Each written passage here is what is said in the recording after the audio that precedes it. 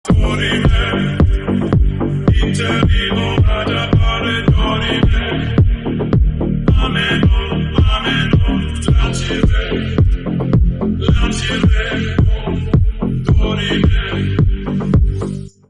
Sir. வணக்கம். இந்த வாரத்தினுடைய சுவாரஸ்யமான விஷயங்கள்லாம் பேசணும் அப்படின்றதுக்காக வெயிட்டிங். அண்ட் அஃப்கோர்ஸ் இந்த வீக் வந்து பெரிய அளவில் படங்கள் ரிலீஸ் இல்லைனாலும் நிறைய படங்களுடைய அப்டேட்ஸ் வெளிவந்திருக்குது. அதில் வந்து பார்த்தீங்கன்னா ராமாயணா, நமித் மல்ஹோத்ராவுடைய ராமாயணோடைய ட்ரைலர் வெளிவந்திருக்குது. பல ராமாயணங்களை நம்ம வந்து பார்த்துருக்குறோம். ஏற்கனவே வந்து இப்படியெல்லாம் வந்திருக்குதுன்றதை தாண்டி இப்போவே வந்து பார்த்தீங்கன்னா சைமல்டேனியஸாக 2 ராமாயணமும் போயிட்டு இருக்குது. அண்ட் இந்த ராமாயணம் வந்து தீபாவளி முன்னிட்டு ரிலீஸ் பண்ணுறதா சொல்லியிருக்கிறாங்க.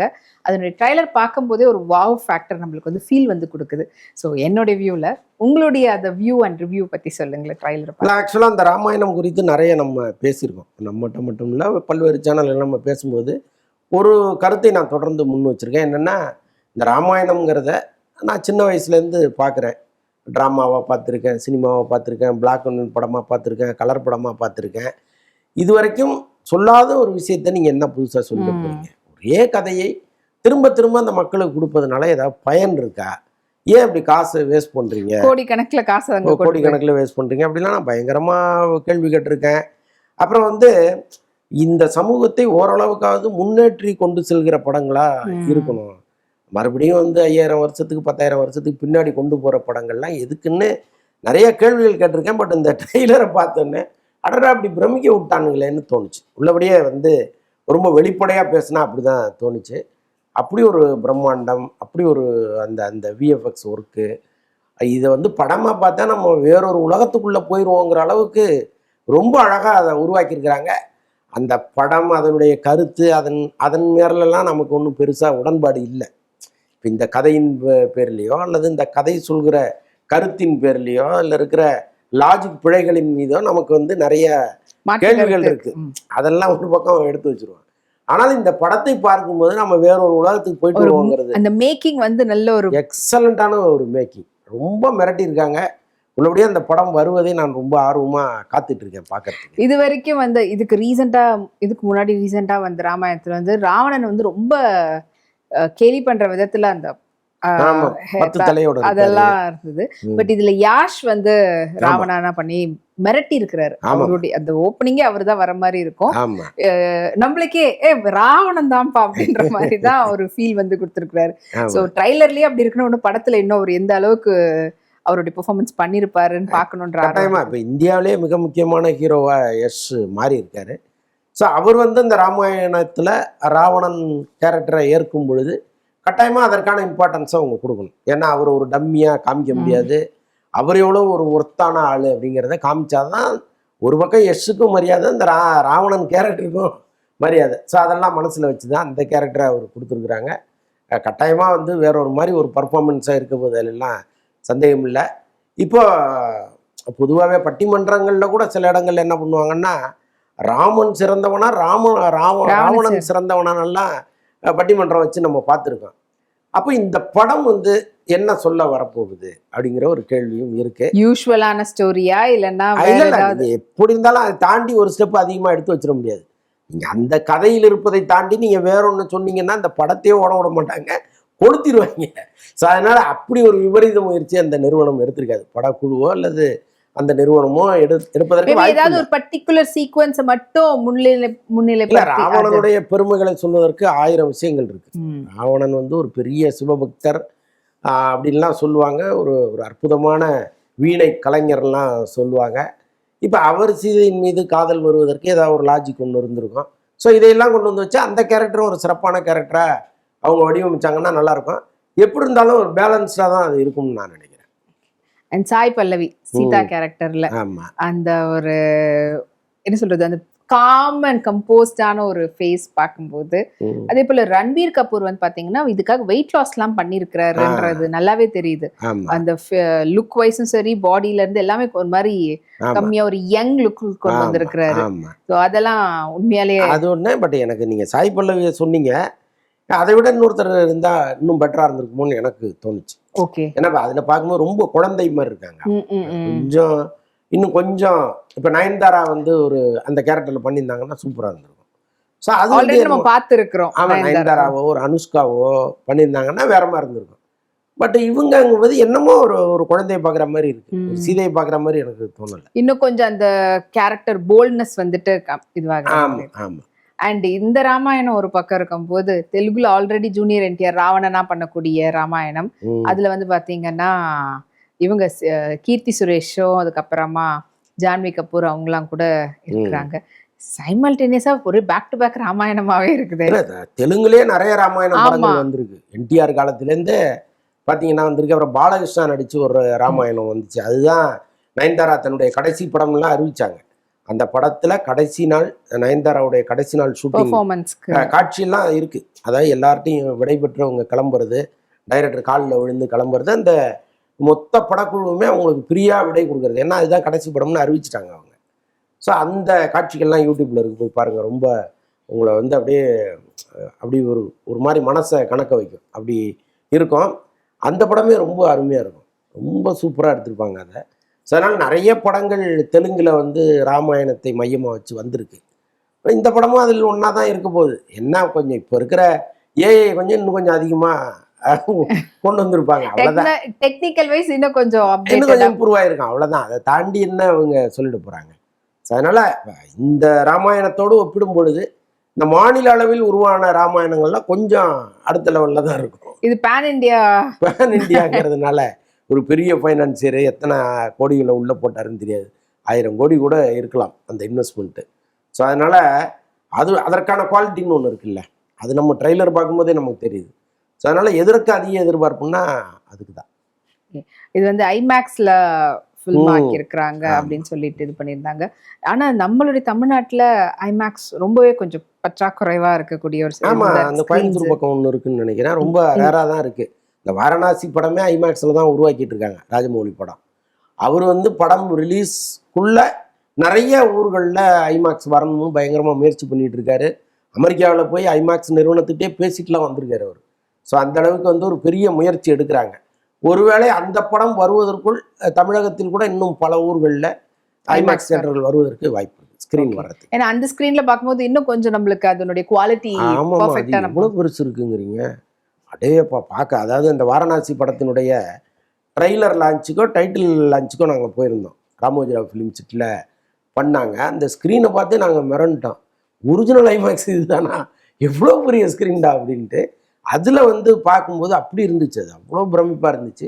ஸோ அதெல்லாம் வந்து நிறைய ஊர்களில் உருவாக்குனாங்கன்னா ரொம்ப ஆச்சரியமாக இருக்கும். படம் பார்க்குறதே ஒரு பெரிய ஒரு அனுபவமாக இருக்கும். அதே சமயத்துல கொஞ்சம் ஃபினான்ஷியலாகவும் இல்லைங்க, இப்பவே ஆல்ரெடி அது ஒன்றும் இல்லைங்க. இப்போ நீங்கள் மக்களுடைய வாங்கும் திறன் பொறுத்து தான். இப்போ சென்னையில் வந்து பல இடங்களில் சலூன் இருக்குது, நீங்கள் 100 ரூபா கொடுத்தும் முடி வெட்டலாம்.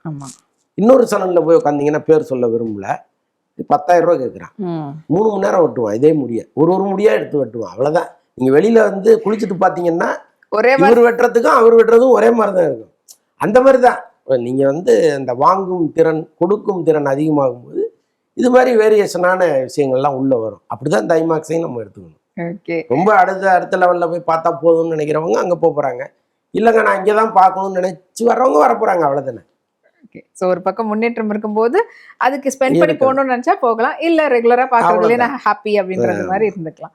அண்டு இந்த ட்ரெய்லர் பற்றி பேசும்போது அடுத்ததா இன்னும் கூடிய சீக்கிரத்தில் ரிலீஸ்க்காக காத்துட்டு இருக்கக்கூடிய லோகேஷ் கனகராஜுடைய ஆஸ் ஆக்டரா டெபியூ பண்ணக்கூடிய டிசி படத்தினுடைய ட்ரைலரை பார்க்கும் போதே அப்படியோ அப்படின்ற மாதிரி கடைசி கேள்வியை கேட்டிருந்தீங்கன்னா கிளம்பும்போது கையெல்லாம் கழுவிட்டு கிளம்பிருப்பேன், இந்த ரத்த கரை போயிடக்கூடாதா அப்படின்ட்டு. அப்படி ஒரு வன்முறையான ட்ரெய்லரை நான் அண்மை காலமாக பார்த்ததே கிடையாது. ஏன் இவ்வளோ வன்முறைன்னு எனக்கு புரியவே இல்லை. எவ்வளோ பேர் எடுத்து சொல்லிட்டாங்க இதே லோகேஷ் கனகராஜிட்ட, ஏன் சார் உங்கள் படத்தில் இவ்வளோ வன்முறை இருக்குது, கொஞ்சம் அதை மாற்றிக்க கூடாதான்னு எவ்வளோ டைரக்ட் பண்ணுற படத்தில் தான் அப்படின்னு பார்த்தா நடிக்கிற படத்துலையும் அப்படிதான் இருக்கு. ஆமாம், 2 பேரும் சேர்ந்து தானே. இவர் தானே திரைக்கதை எழுதியிருக்காரு, டைரக்டர் தான் அருண் மாதேஸ்வரனை தவிர திரைக்கதையெல்லாம் இவர் தானே. ஸோ அப்போ அதுதானே இருக்கும். அவர் என்ன சொல்கிறாரு, எனக்கு வேற ஒன்றும் தெரியலங்கிறாரு. பட் இங்கே வந்து நான் தான் இந்த வாங்கும் சக்திங்கிற மாதிரி பார்க்கும் சக்தி இருக்கும்போது இந்த மாதிரி படங்கள்லாம் இறக்குறாங்க.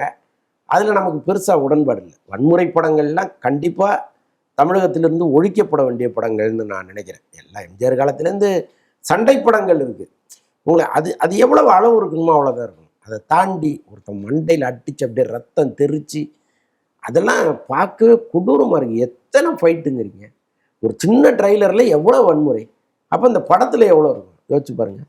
அதனால் ரொம்ப ஒரு மாதிரி சங்கடமாக இருக்குது இதெல்லாம் பார்க்கும்போது. இது ஏற்கனவே வந்து பார்த்தீங்கன்னா இந்த ஜென்ரேஷன்ல இருக்கக்கூடிய ஜென்சின்னு சொல்லக்கூடிய அந்த பசங்க எல்லாம் வந்து ஆனாவுனவே அடிதடி சண்டை அப்படின்னு சொல்லிட்டு தான் நம்ம நிறைய நியூஸ் வந்து பார்த்துக்கிட்டு இருக்கிறோம். சும்மா எடுத்தாலே வெட்டு குத்து அப்படின்ற மாதிரி தான் இப்போ வந்து நடந்துட்டு இருக்கு. அதுக்கு ஏத்த மாதிரி இந்த மாதிரி கதைகள் வர்றது இன்னும் அவங்களை வந்து ஒரு ஹீரோயிசம் அது ஏற்படுத்தி வருதுங்க. பாருங்க, இப்போ இதெல்லாம் செய்திகளில் இந்த இது ரூட்டு தலை பிரச்சனை, அருவாளை தூக்கிட்டு அப்படி வெட்டியிருக்காங்க. அப்போ இதெல்லாம் எதை பார்த்து வருதுன்னா இந்த மாதிரி படங்களை பார்த்து தான். அவனுக்கு இயற்கையிலே ஒரு சண்டை போடுற குணமெல்லாம் இருக்கும், எப்போவுமே வளர்ப்பு தான். அப்படி வர்றவங்க கூட இது போன்ற படங்களை பார்த்துட்டு வரும்பொழுது அதில் இருக்கிற ஒரு காட்சியை நம்ம செஞ்சு பார்க்கணுங்கிற ஆசையெல்லாம் வருது. இப்போ அதன் விளைவாக தான் அவன் அருவாளை தூக்கிட்டு வர்றான், வெட்டுறான். காலேஜ் படிக்க வர்றவன் எதுக்கு கையில் அருவா எடுத்துகிட்டு வரணும்? ஸோ இதெல்லாம் நடக்குது. அப்போ இது போன்ற இயக்குனர்கள் அதுக்கு ஏதோ ஒரு வகையில் காரணமாக இருக்காங்க. ஆனால் அவங்களுக்கு அது புரியறதே கிடையாது. நீங்கள் யார் அட்வைஸ் பண்ணாலும் அட போங்கடா கிரிஞ்சா ஏதாவது சொல்லிட்டு இருப்பீங்கன்ட்டு போயிடுறாங்க. ஆனால் அதனுடைய உண்மையான விளைவுகள் எப்போ தெரியும்னா, இப்போ அவங்கவுங்க வீட்டு பிள்ளைகள் காலேஜ் படிக்க முடியல அன்னைக்கு தெரியும். இந்த வன்முறையை நாம் ஆரம்பத்தில் விதை போட்டு வளர்த்தோம், இன்றைக்கி நமக்கு பின்னால் வர்றவங்க இன்னும் எங்கேயோ கொண்டு போயிட்டாங்க. அப்போ இந்த பசங்க மனசில் ஒரு பெரிய விஷத்தை விதைச்சிட்டே இருக்கும் ஒவ்வொரு நாள்.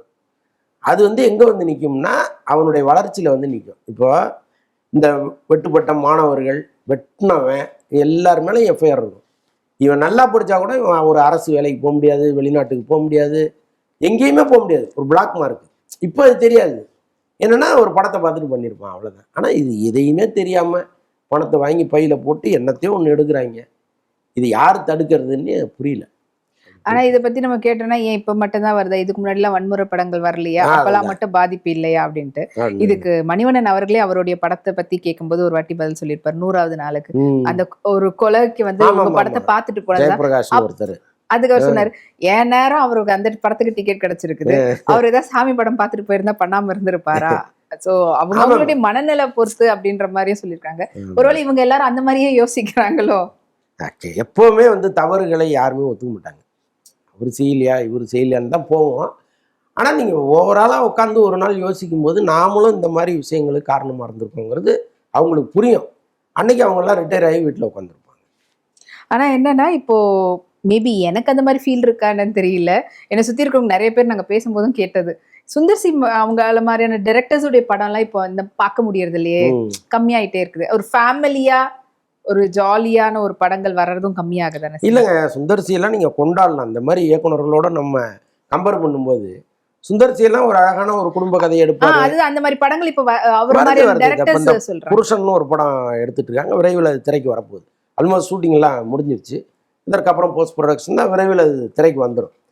சுந்தர்சி இவ்வளவு காலம் டிலே பண்ணதே நமக்கு கொஞ்சம் கஷ்டமாக தான் இருக்குது. ஏன்னா நடுவில் வந்து ஒரு ரஜினியை வச்சு படம் பண்ணுறேன்ட்டு கொஞ்சம் இங்கே வந்தார், கொஞ்சம் டைம் அதில் வேஸ்ட்டாக போயிடுச்சு அவருக்கு. அப்புறம் எலெக்ஷனில் போய் நின்னார் தேவையில்லாமல்.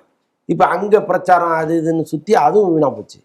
இப்போ தான் அவர் வந்து இந்த விட்டு போன ஷூட்டிங்கை எடுத்து முடிச்சிருக்கிறாரு. ஸோ அதனால் விரைவில் அவருடைய படம் வந்துடும்.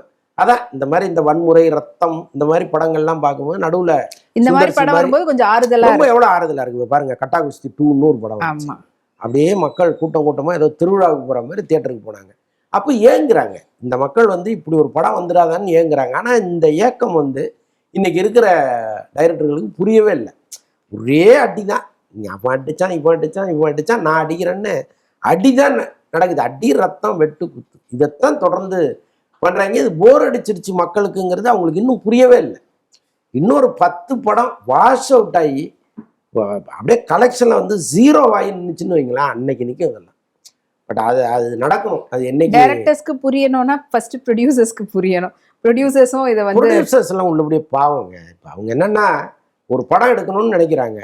இன்னைக்கு யார் லைம் லைட்டில் முக்கியமான இயக்குனர்கள் இருக்காங்களோ நம்ம அவங்கள்ட்ட போகணும்னு போகிறாங்க.